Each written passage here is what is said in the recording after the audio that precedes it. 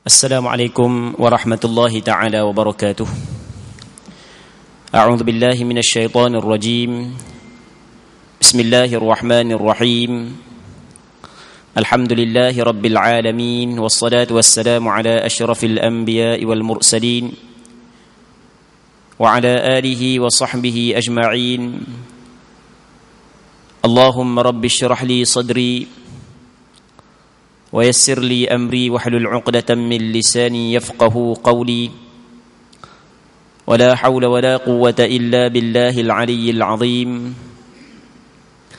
اللهم انفعنا بما علمتنا وعلمنا ما ينفعنا وعلمنا ما جهلنا وذكرنا ما نسينا اللهم يسر ولا تعسر رب تمم بالخير اللهم افتح علينا فتوح العارفين وفقنا توفيق الصالحين اللهم لا سهل إلا ما جعلته سهلا وأنت تجعل الحزن إذا شئت سهلا اللهم اجعلنا من السعداء المقبولين ولا تجعلنا من الأشقياء المردودين اللهم صل وسلم وبارك على سيدنا محمد وعلى آله وصحبه أجمعين والحمد لله رب العالمين.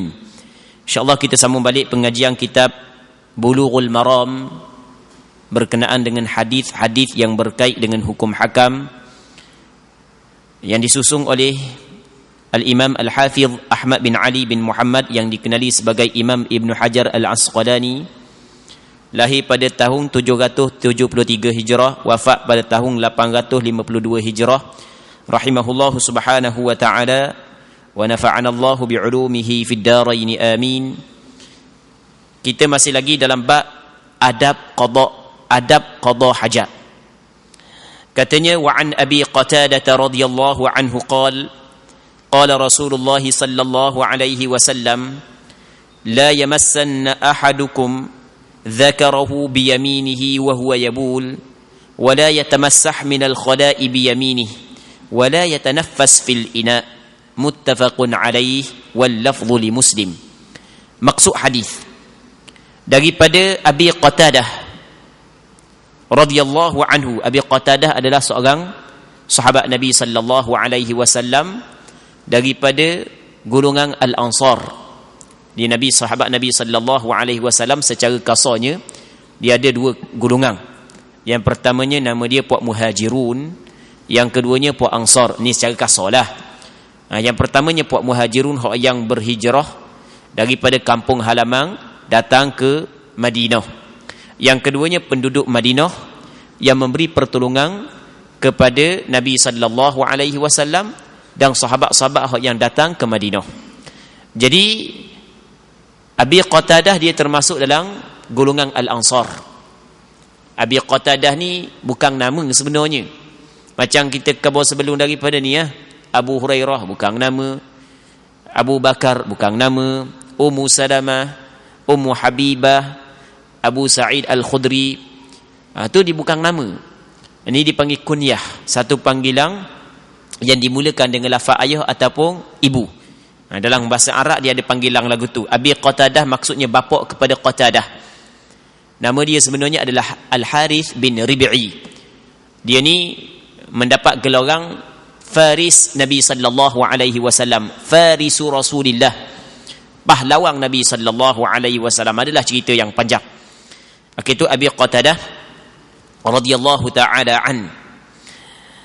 Yang mana katanya sabda Rasulullah sallallahu alaihi wasallam, janganlah seseorang daripada kamu memegang kemaluannya dengan tangan kanan sewaktu membuang air kecil. Jadi masa buang air kecil masa dia duk kecing, jangan duk pegang kemaluan dia dengan tangan kanan. Allah Rabbi. Dah kau nak pegang juga, pegang dengan tangan kiri. Tangan kanan kita guna untuk benda yang mulia. Tangan kiri kita guna benda yang tidak mulia. Jadi kalau nak salang dengan tangan kanan. Nak sembelih dengan tangan kanan. Makan nasi dengan tangan kanan. Nabi sallallahu alaihi wasallam kana yu'jibuhu tayammuna kana yu'jibuhu tayammunu fi sya'nihi kullih. Rasulullah sallallahu alaihi wasallam suka membuat balik kanan dulu pada semua urusan dia, fi tarajjulihi wa tana'ulihi wa fi tuhurihi wa fi sya'nihi kullih. Sikat rambut, Rasulullah sikat balik kanan dulu. Lepas tu Rasulullah sallallahu alaihi wasallam pakai selipar, pakai kasut, balik kanan dulu. Bersuci juga, basuh tangan, balik kanan dulu. Nabi sallallahu alaihi wasallam. Jadi lalu tu kata ulama, kalau min babit takrim, dari bab memuliakan benda yang kita dah buat, benda hak mulia, maka kita buat balik kanan. Namun kalau benda tu bukan benda mulia, kita kena buat dengan kiri. Di antaranya Nabi sallallahu alaihi wasallam khabar dalam hadis ni, orang hak yang kecil jangan dia pegang dengan tangan kanan. Nak pegang dengan tangan kiri. Kalau nak pegang. Baik. Allah Rabbi. Jadi tu adab. Jangan main adab tu. Kata Rasulullah jangan. Dia sebenarnya perkataan jangan ni kalau dalam bahasa Arab dipanggil nahyun. Teguh. Dia teguh, dia ada dua. Yang pertamanya teguh haram, yang keduanya teguh makruh. Sepakat ulama tanpa ada khilaf mengatakan dilarang pegang kemaluan dengan tangan kanan. Dalilnya kata Rasulullah, la yamassanna ahadukum dzakarahu biyamini. Jangan pegang. Sama juga dengan orang puang. Sebab dalam hak yang bahasa Arab zakar ni merujuk pada hak lelaki saja. Hak puang pun sama juga. Tapi dia terjemah kemaluan. Dia terjemah kemaluan, dia terjemah umum. Jadi kalau kemaluan ni masuk lelaki puang kan. Tapi hak yang asal Arab zakar ni merujuk kepada hak lelaki, hak puang sama juga ambil hukum. Jadi jangan peganglah dengan tangan kanan. Kalau nak pegang dengan tangan kiri. Allah Rabbi. Hukum jangan ni asalnya teguh. Dia teguh dalam penggunaan asalnya adalah untuk mengharamkan sesuatu. Jadi sepakat ulama mengatakan pegang kemaluan dengan tangan kanan adalah diteguh. Cuma ulama berselisih pandangan, teguhan di sini adakah teguhan makruh ke ataupun teguhan haram. Dia teguh, ada teguh makruh, ada teguh haram. Dua-dua teguh belaka. Kita jangan ingat makruh saat ni tu tak apa boleh buat. Tak. Makruh benda yang dilarang. Haram benda dilarang, makruh benda dilarang. Tu kita kena faham. Haram benda dilarang, makruh benda dilarang. Bukan makruh ni boleh buat, bukan. Cuma kalau buat tidak berdosa. Sebab tu kalau kita tengok kepada ta'rif, definisi makruh benda makruh.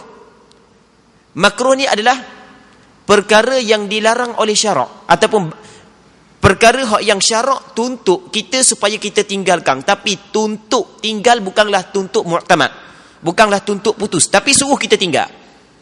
Ya, sama di antara haram dengan makruh, kedua-dua perkara tersebut syarak tuntut daripada kita supaya kita tinggal. Cuma haram tuntutan putus, tak boleh buat langsung. Makruh tuntutan yang tidak putus. Okey, itu perbezaan. Kedua-dua dilarang. Jadi sepakat ulama mengatakan tidak boleh pegang dengan tangan kanan kemaluan. Tak boleh. Ni kalau tak berlapik lah. Kalau berlapik tu masalah lain ya. Ni tak berlapik Jadi tak boleh nak pegang dengan tangan kanan. Okey, tak boleh saat ni tu. Tak boleh makruh ke tak boleh haram. Sini berlaku khilaf. Majoriti ulama mengatakan teguh di sini bukanlah teguh makruh, bukanlah teguh haram, tapi teguh makruh. Sebab kalau kita buka dalam kitab fiqh, di antaranya fiqh mazhab Imam Syafi'i, makruh pegang kemaluan dengan tangan kanan kalau tidak ada apa-apa keuzuran. Kalau ada keuzuran tu lain, luka. Dah luka dah kebek warna nak tak ubat. Kalau cakap kita kan, nak tak ubat pun sekali kena pegang tu nak buat warna terpaksa dah. So kata pegang dengan tangan, orang boleh tengok. Tidak dah luka tau. Pakai luar kepik di zik luar dak setara, wagi hospital. Doktor nak tengok dak awi. Dah nak buat kerja mana? Kata aurat dak boleh tengok doktor. Dah doktor nak buat lagu mana kalau dak nak tengok. Okey, ketika diperlukan walaupun aurat boleh dilihat. Sama juga ketika diperlukan walaupun asal hukum dia tidak boleh nak pegang dengan tangan kanan, tapi apabila diperlukan maka hukum dia adalah dibolehkan. Ni ketika tidak diperlukan, maksudnya tidak ada hajat yang mendesak. Jadi tak boleh pegang dengan tangan kanan. Itu kita kena ingat. Kadang-kadang di antara kesilapan orang kita saat ni tu melakukan perkara yang dilarang. Nak tidur tu kok Allah sejuk, yuk masuk tangan dalam kain, jadi panas sikit. Dia pegang situ takut lepas. Jadi tu benda yang ada comel lah di sisi syarak. Benda tu dilarang. Majoriti ulama kata larangan di sini adalah larangan makruh.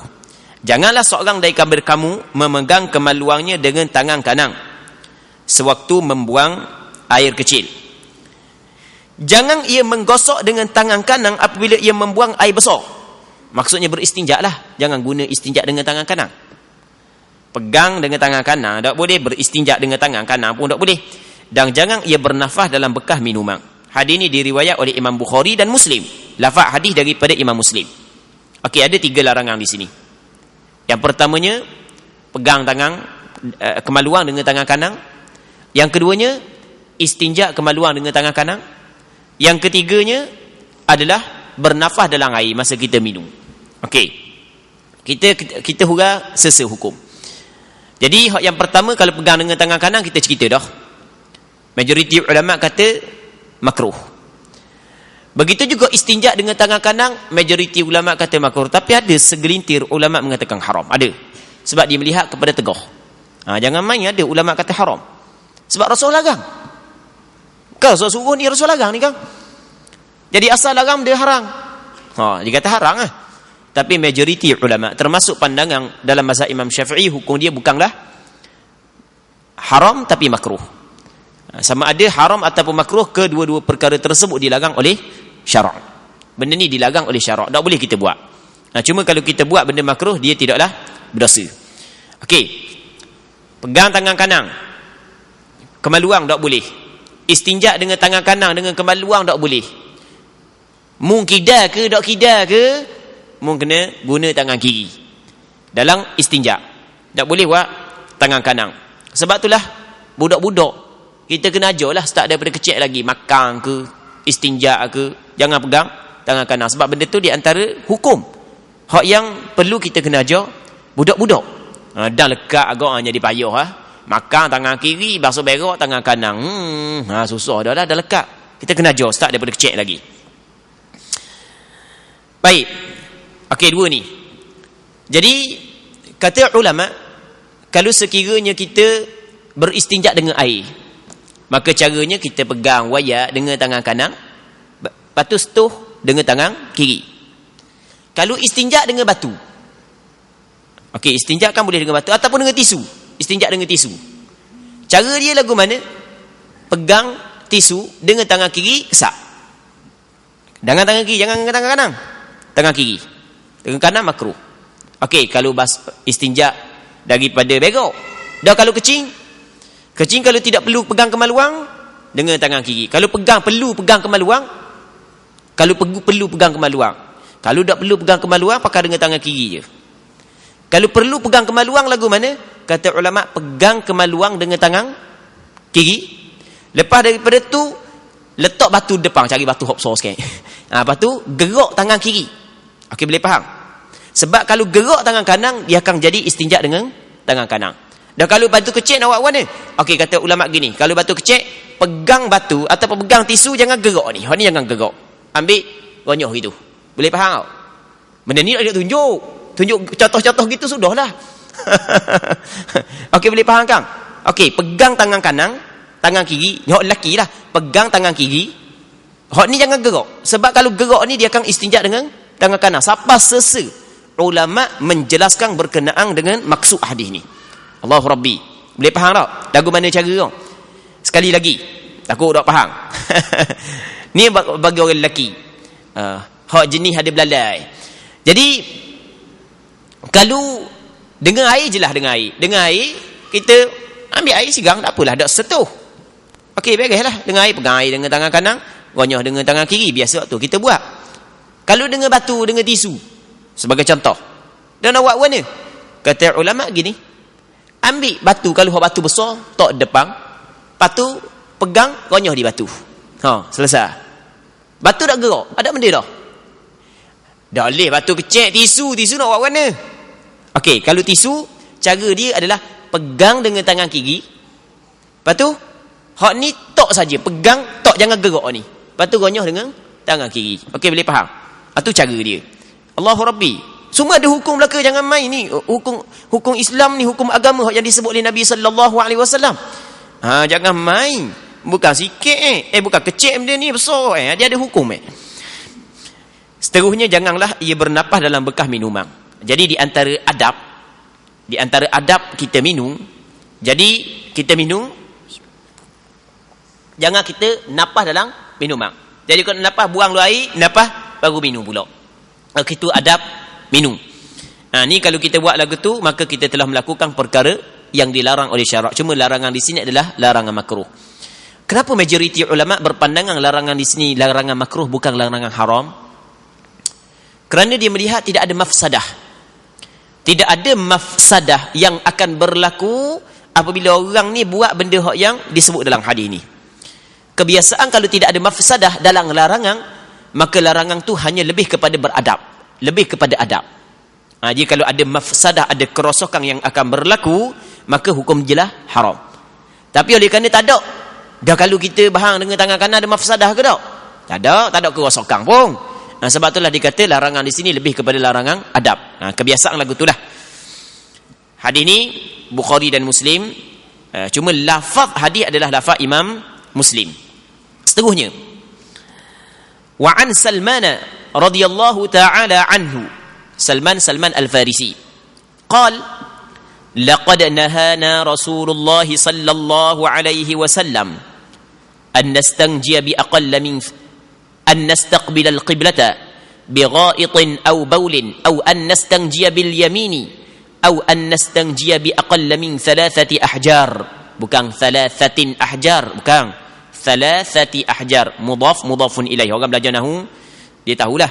Kalau kita ambil dia tulis min 3 أحجار, bagi salah lagu tu. Dia mudafun ilaih. 3 mudaf, ahjar mudafun ilaih. Dalam kaedah mudaf mesti tidak boleh ada tanwin. Baik.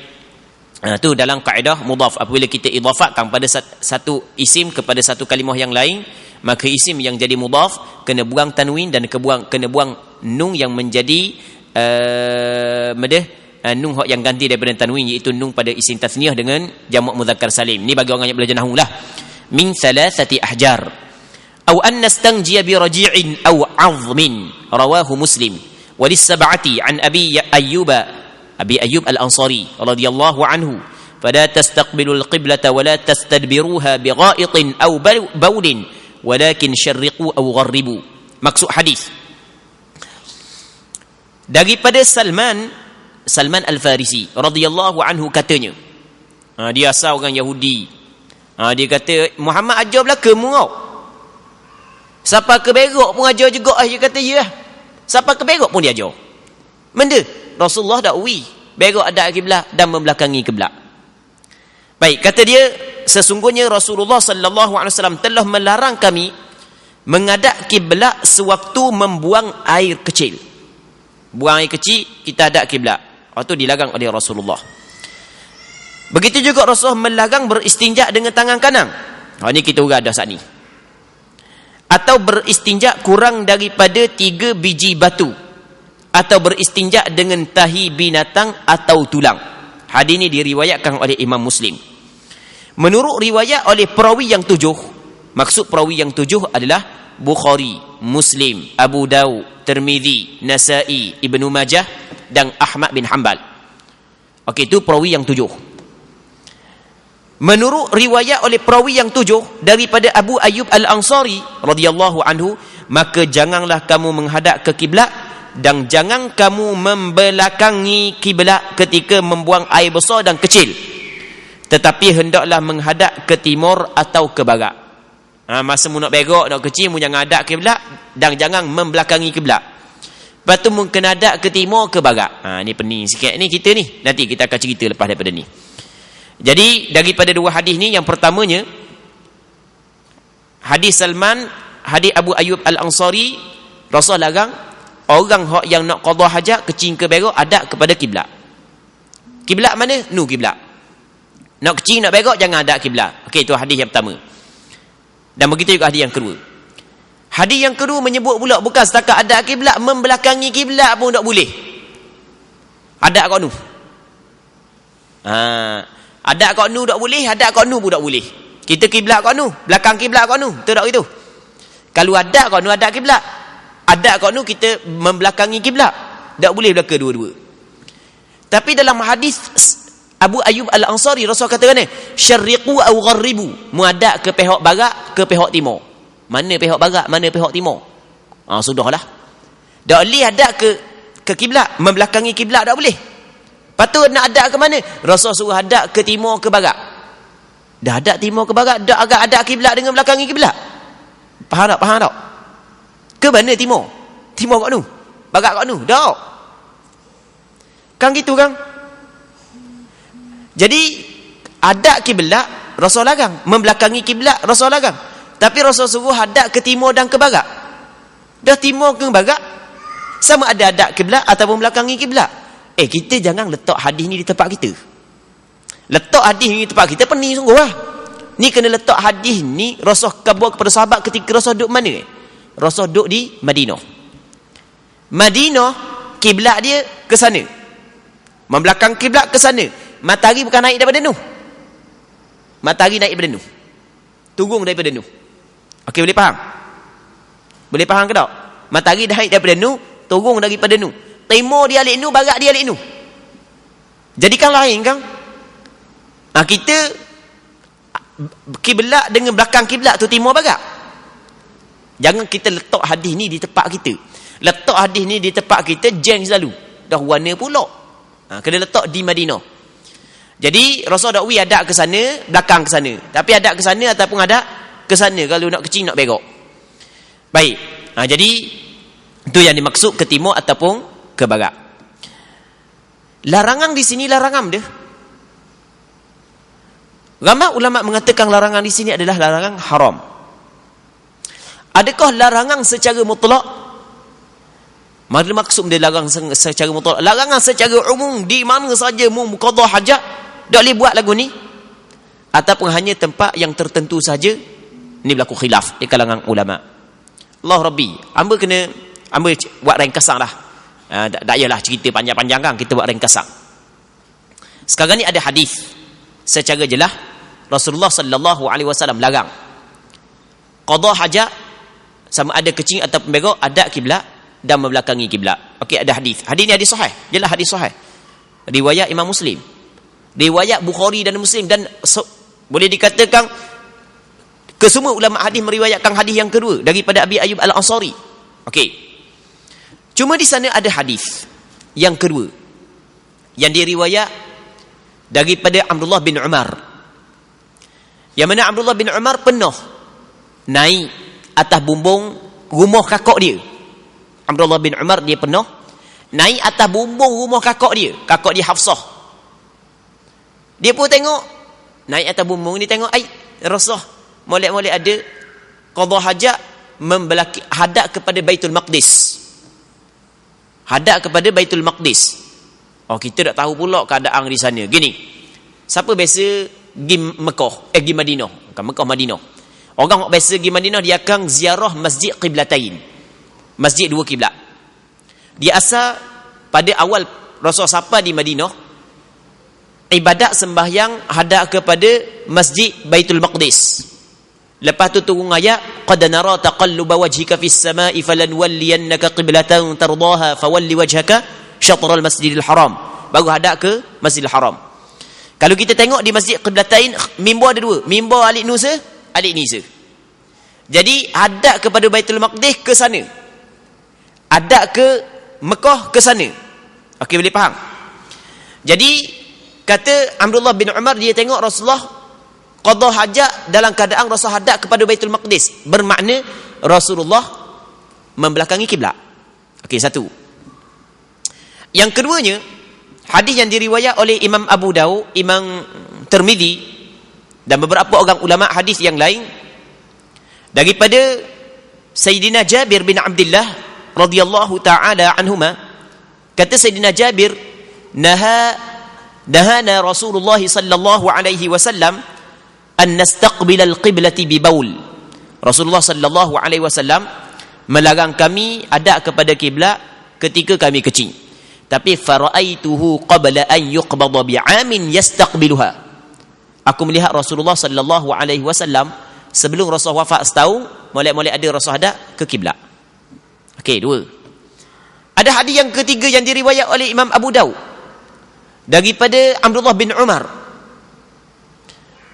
Hadis ini dicerita oleh Marwan Al-Asghar, seorang tabi'i. Dia bersama dengan Abdullah bin Umar.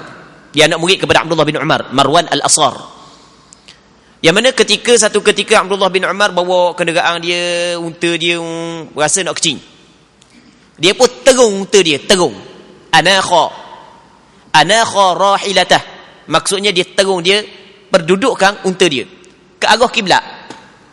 Lepas tu dia pun selok kain dia pun kecing ke arah unta. Marwan Al-Asghar kata, bukan kau tak boleh buat lagu ni kan? Kata Abdullah bin Umar, hak yang tak boleh saat ni itu adalah di padang ketika tidak ada sesuatu yang menghalang di antara kiblat. Sekarang ni aku letak unta aku sebagai penghalang di antara aku qada hajat dengan kiblat. Okey, boleh faham? Jadi kesimpulan daripada hadis-hadis tersebut kita nak rayak mana? Di sana ada hadis yang melarang. Di sana ada hadis yang mana Rasulullah sendiri buat.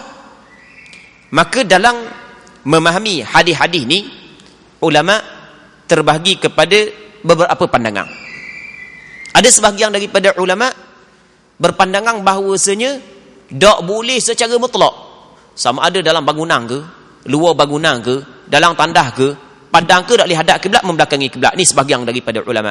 Sebab dia tengok hadis ni, hadis yang larang, hadis sahih, hadis yang tinggi martabat dia, hadis yang hak yang kata Rasulullah buat saat ni itu perbuatan Rasulullah mungkin terjadi kerana terlupa, mungkin ada macam-macam lah alasan dia. Lepas tu hadis yang kata hadap kepada kiblat atau membelakangi kiblat bukanlah hadis yang diriwayat oleh Imam Bukhari dan Muslim.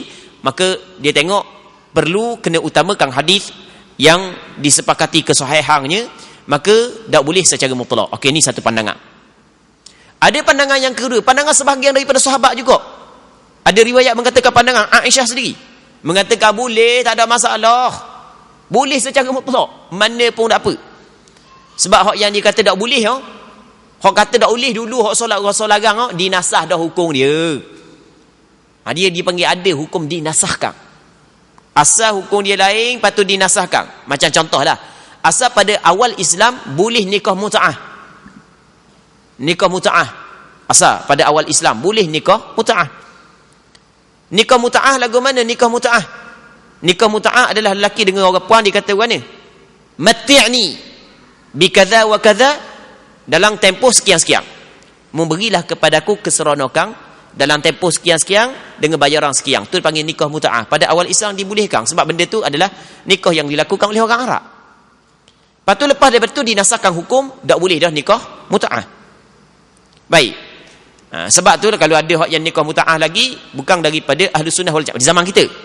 Memang lepas daripada sebahagian daripada sahabat selepas daripada dinasahkan hukum, memang kebanyakan sahabat kata tak boleh, tapi masih lagi ada sahabat yang mengatakan boleh, di antaranya Abdullah bin Abbas.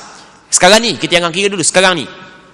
Jadi hak yang kata boleh nikah mut'ah tu bukan daripada ahli sunnah, biasanya Syiah. Baik. Tengok dinasahkan hukum. Macam arak. Arak mula-mula tu tak boleh minum ketika nak masuk sembahyang. Ya ayyuhalladzina amanu la taqrabus salata wa antum sukara hatta ta'lamu ma taqulun. Hatta ta'lamu ma taqulu. Jadi wahai orang beriman, jangan mendekati sembahyang dalam keadaan mabuk. Tak boleh nak sembahyang, luar sembahyang boleh. Lepas daripada tu bukan setakat dalam sembahyang. Luar sembahyang pun tak comel juga, tapi tak harang lagi, tak comel.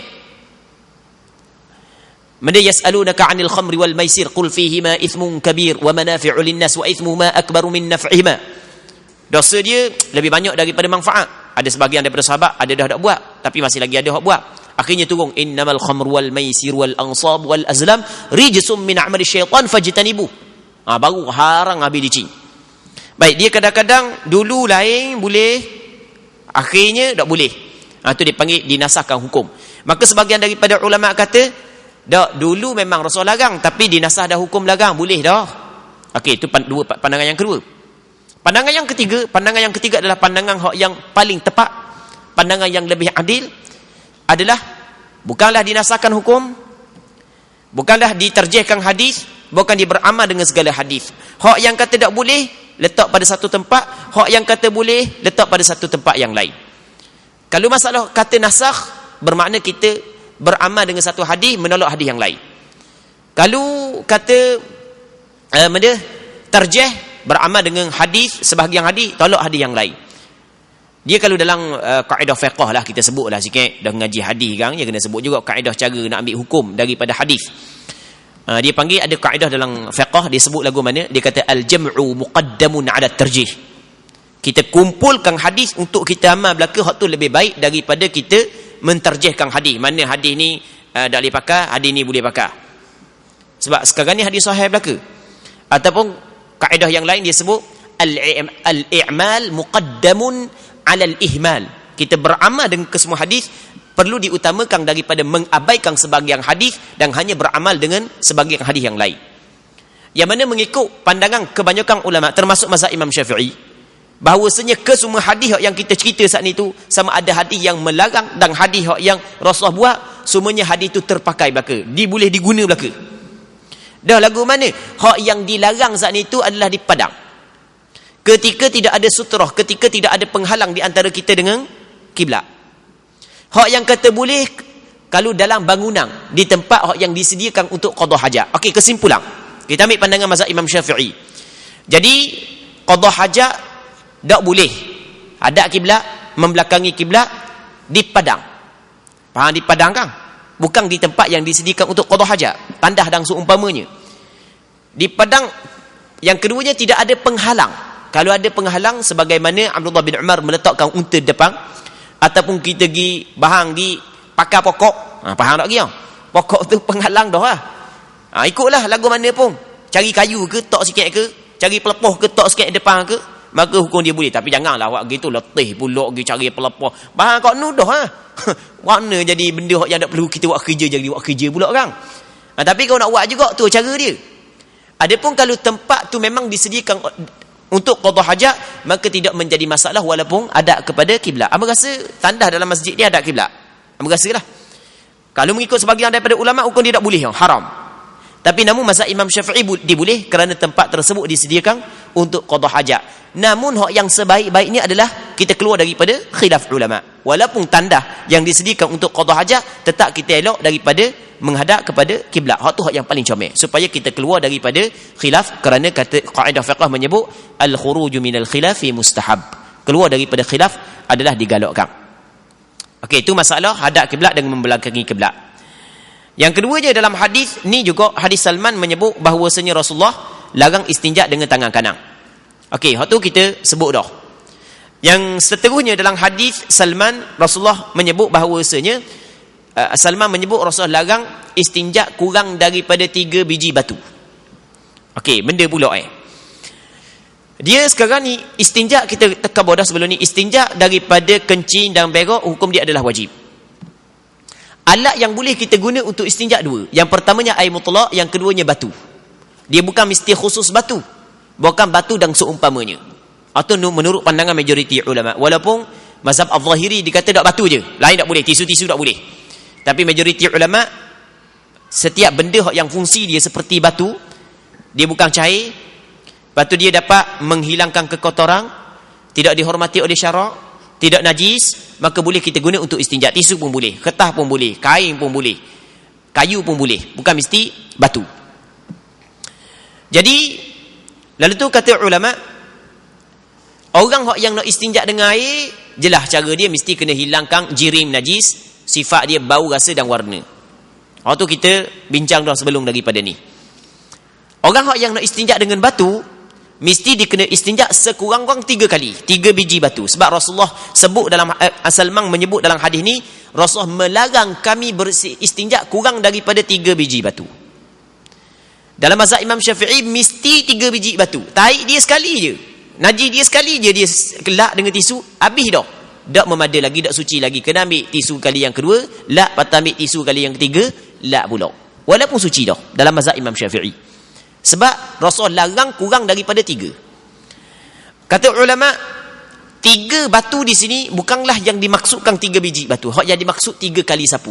Jadi kalau batu besar, kita sapu dengan 3 penjuru sudah memada. Tapi sebaik-baiknya, suti batu dengan 3 penjuru, sebaik-baiknya adalah 3 biji batu. Nak banding dengan suti batu 3 penjuru. Okey. Ni di antara benda yang perlu kita kena tahu. Dalam mazhab Imam Syafi'i, dia kata mana? 3 biji batu adalah disyaratkan. Selagi yang disyaratkan adalah mesti kena bersih tempat. Kadang-kadang 3 tu ada lagi kuning, tidak memadai, kena tambah lagi. Sebab dia ingqaq disyaratkan, 3 biji batu disyaratkan. Kalau misalnya bersih dah cukup lagi 3, mesti cukup 3. Kalau cukup dah 3 tapi tak bersih lagi, ada lagi kuning, nya maka gang ke mana payah nak ingat tanggal sangat. 3 utir dah hilang lagi, maka kena tambah lagi. Tambah sampai berapa utir, ikutlah sampai ke hilang. Jirim za ain najis. Kalau hilang dah, kena tengok hilang pada angka genap ke angka ganjil. Kalau hilang pada angka genap, maka kena tambah selagi sunat supaya kita jatuh pada angka ganjil. Kalau hilang pada angka ganjil dah, maka tidak sunat dah, kita tambah lagi. Okey, ni di antara hukum hak yang disebut dalam kitab fiqh. Seterusnya, hadis Salman menyebut juga bahawasanya dilarang istinja dengan tahi ataupun tulang. Tahi binatang. Tak boleh istinja dengan tahi binatang. Ataupun tulang. Tulang tak boleh. Sebab dia. Sebab dalam hadis yang diriwayat daripada Abdullah bin Mas'ud, yang mana hadis dikeluarkan oleh Imam Muslim, yang mana pada malang dipanggil malang jin, yang mana Rasul jumpa dengan jin, Rasul hilang malang tu. Panjanglah hadis, diriwayat oleh Imam Muslim. Abdullah bin Mas'ud menceritakan, jadi Rasul kabulah kepada jin beberapa perkara. Di antaranya kata Rasulullah sallallahu alaihi wasallam, lakum kullu 'azmin dzukira smullahi alaihi yaqa'u fi aydikum aw farama yakunu lahma. Bagi kamu tulang yang disebutkan nama Allah, yang ada pada tangan kamu akan didapati daging. Dia tulang yang kita makan habis licin, kita kekoh habis tinggal tak ada daging sikit. Sebenarnya ia adalah makanan jin. Jin ambil, dia ada daging pula. Tapi daging kita tak nampak lah. Kau nampak, kita tak buang pula. Memang jenis kita kerkuk dah kan. Nampak. Jadi dia ada daging yang Allah Ta'ala jadi pula untuk makanan jin. Tapi bukan daging macam kita lah. Jin makanan dia lain, kita makanan kita lain kan. Kita tak boleh makan duri, unta boleh ada makan duri, tengok makanan lain-lain kan. Oleh kerana tulang adalah makanan jin, maka kita kena hormati makanan saudara-saudara kita. Maka ulama ambil di sini, setiap makanan sama ada makanan jin ataupun makanan anak Adam, tak boleh kita istinja. Kita beli roti kerah tu kan, roti kerah, buat istinja boleh ke tak boleh? Bahan roti tu buat istinja. Banyak sangat beli roti Abdullah hak di Batu Buruk tak ada air, tisu tak ada, bahan roti buat istinja boleh ke tak? Tak boleh. Sebab dia benda yang dihormati. Sebab tu kalau kita belajar dalam kitab fiqh, di antara syarat untuk istinja dengan batu dan seumpamanya adalah mesti benda tu ghairu muhtaram, tidak dihormati. Makanan tak boleh, sama ada makanan jin ataupun makanan anak Adam, tak boleh. Yang kedua, najis tak boleh. Najis, sebab itulah kalau kita buka dalam kitab fiqh, benda najis tidak boleh kita istinja. Benda mutan najis pun tidak boleh kita beristinja. Tidak boleh beristinja dengan tahi okhrah, tahi lembu ke. Lepas tu dengan tulang tak boleh. Sebab tahi lembu tu, dia tahi gitu adalah makanan kepada binatang jin. Bukan binatang kita, binatang jin makanan dia. Tulang tu adalah makanan jin. Sebagaimana yang disebut dalam hadis yang diriwayat oleh Imam Muslim. Muslimin muslimat yang dirahmati oleh Allah Subhanahu wa taala. Hadis seterusnya, wa an Aisyah radhiyallahu taala anha qalat inna an-nabiy sallallahu alaihi wasallam qala man atal gha'it falyastatir, rawahu Abu Dawud. Maksudnya hadis yang ke-14 selagi, wa anha radhiyallahu anha anna an-nabiy sallallahu alaihi wasallam kana idza kharaja min al-gha'it qala ghufranak, akhrajahu al-khamsah wa sahhahu Abu Hatim wal Hakim. Maksud hadis daripada Aisyah radhiyallahu taala anha katanya, bahawasanya Nabi sallallahu alaihi wasallam bersabda, sesiapa yang datang ke tempat buang air besar hendaklah ia berlindung. Dia kena nusuk jangannya begok depan orang. Jangan kecing depan orang, dak comel lagu tu, tidak ada adab. Hadis ini diriwayatkan oleh Imam Abu Daud. Walaupun tutup aurat waktu tu je, tapi kalau depan orang dak comel lah, biar nusuk sikit. Tu benda beradab. Kan benda tu kan benda dak comel kan. Hadis seterusnya daripada Aisyah radhiyallahu taala anha juga bahawasanya Nabi sallallahu alaihi wasallam apabila keluar daripada tempat buang air besar, baginda berdoa ghufranak, maksudnya aku memohon keampunan daripadamu. Hadis ini diriwayatkan oleh perawi yang 5 dan disahihkan oleh Imam Abu Hatim dan Imam Hakim An-Naisaburi.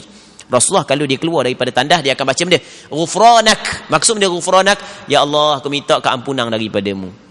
Lepas daripada keluar daripada tandas, Rasul minta ampun daripada Allah Ta'ala. Sebab apa? Melakukan maksiat dah tandas? Bukan. Dan sebab dia Rasul minta ampun lepas daripada keluar daripada tandas. Kata ulama, sebahagian ulama, kerana Rasulullah ni yadhkurullah ala kulli ahyani. Rasulullah dia sebut Allah Ta'ala setiap detik, setiap ketika. Duduklah tandas dia nak sebut Allah Subhanahu Wa Ta'ala. Jadi dia rasa ada kecuaian di situ, maka dia minta keampunan daripada Allah. Allah Rabbi, orang yang rapat dengan Allah jangan ada ukur dengan orang yang jauh dengan Allah. Sebahagian daripada ulama dia kata lagu mana? Kita dapat qada hajat kecil berok saat ni tu kan nikmat kan? Nikmat. Orang yang tak boleh nak berok 2-3 hari mana? Bekok kepala. Makan ubat ni pergi hospital tu kan masalah kan? Tiba-tiba boleh buang qada hajat, kekotoran daripada tubuh. Nikmat. Setiap nikmat perlu kita bersyukur. Kadang-kadang syukur kita saat itu tidak sampai kepada apa yang dituntut oleh syarak, maka di situ ada kecuaian. Sebab itulah Rasulullah sallallahu alaihi wasallam minta Allah Subhanahu Wa Ta'ala keampunan. Baik. Jadi disunatkan masa lepas daripada kita keluar daripada tandas, kita minta ampun daripada Allah, kerana mungkin kita saat itu tidak bersyukur kepada Allah di atas nikmat kita dapat qada hajat. Allah Rabbi, nikmat besar. Orang yang boleh qada hajat apa semua sekali okey, normal, tak ada rasa nikmat tekah dak leh. Main seminggu dah qada hajat, makan buang dah. Allah bekok kepala. Kan susah kan? Hidup pun dak tenang kan? Pergi hospital, makan bagi ubat pun dak berok juga. Kan masalah tu kan? Itu adalah nikmat yang perlu kepada bersyukur. Tiba-tiba kita tidak bersyukur, maka perlu kita kena minta keampunan daripada Allah Subhanahu Wa Ta'ala. Okey, kita rasa situ dulu untuk malam ni. InsyaAllah kita akan jumpa balik. Wallahu Subhanahu Wa Ta'ala a'la wa a'lam. Allahumma haqiqna bittiba'i nabiyyika Muhammadin sallallahu alaihi wasallam zahiran wa batina. Allahumma ja'alna mimman yastami'una al-qawla fayattabi'una ahsanah. Wa sallallahumma wa sallim wa barik ala sayyidina Muhammad wa ala alihi wa sahbihi ajma'in. Walhamdulillahi rabbil